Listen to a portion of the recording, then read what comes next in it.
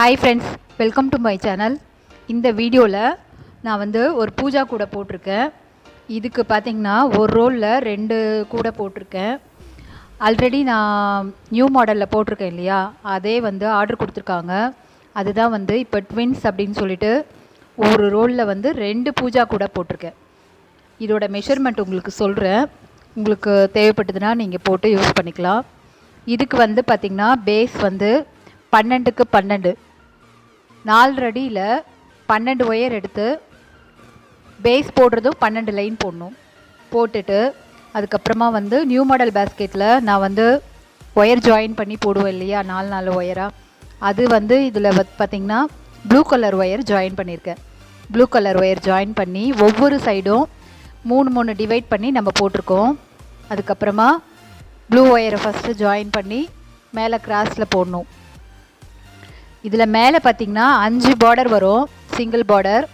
அதில் மிடியில் வர பார்டர் மட்டும் நான் பிஸ்கெட் நாட் போட்டிருக்கேன். போட்டுட்டு இங்கே மேலே வரும்போது இந்த மவுண்டன் ஷேப்பில் நான் ஃபினிஷ் பண்ணியிருக்கேன். ஃபினிஷ் பண்ணிவிட்டு ஒயர்லாம் உள்ளே சொருகி விட்டுட்டேன். இது ரொம்ப அழகாக வந்திருக்கு.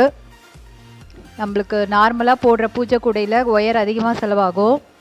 இதுக்கு பார்த்திங்கன்னா ஒயர் ரொம்ப கம்மியாக தான் செலவாகும். நீங்களும் ட்ரை பண்ணி பாருங்கள். இதுக்கு ஹேண்டில் பார்த்திங்கன்னா நான் 10 அடியில் 2 ஒயர் கட் பண்ணி பாக்ஸ் நட் ஹேண்டில் போட்டிருக்கேன். எனக்கு இந்த 2 கூட போடுறதுக்கு ஒரு ரோல் மட்டும்தான் எனக்கு செலவாச்சு. ப்ளூ கலர் கொஞ்சம் எக்ஸ்ட்ரா ஆச்சு, அவ்வளோதான்.